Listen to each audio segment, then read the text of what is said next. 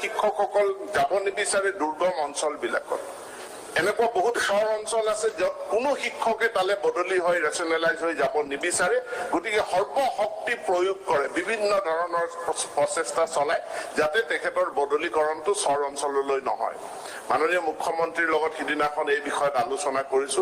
তেখেতে কৈছে এটা উপায় আছে যে আমি শিক্ষকৰ পদ এই চহৰ অঞ্চলত দুৰ্গম অঞ্চলত এনেকুৱাকে ইয়াক স্কুল কেডাৰ কৰি পেলাব লাগিব। অৰ্থাৎ মই যদি আলুপাতি চৰৰ এখন বিদ্যালয়ত সেই বিদ্যালয়খনৰ কাৰণে শিক্ষকৰ পদ সৃষ্টি কৰিম, যিটো সেইখন বিদ্যালয়ৰ পৰা তেওঁ বেলেগ কোনো বিদ্যালয়লৈ বদলি হৈ যাব নোৱাৰে।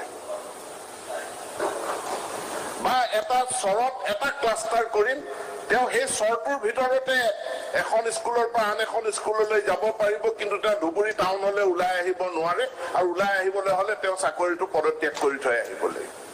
এনেকুৱা যদি কঠোৰ ব্যৱস্থা আমি গ্ৰহণ নকৰো, তেনেহলে অসমৰ ভিতৰুৱা অঞ্চল বিলাকত আমি শিক্ষক শিক্ষয়িত্ৰীক দিয়া কামটো এটা দুৰূহ কাম আমাৰ হৈ পৰিব।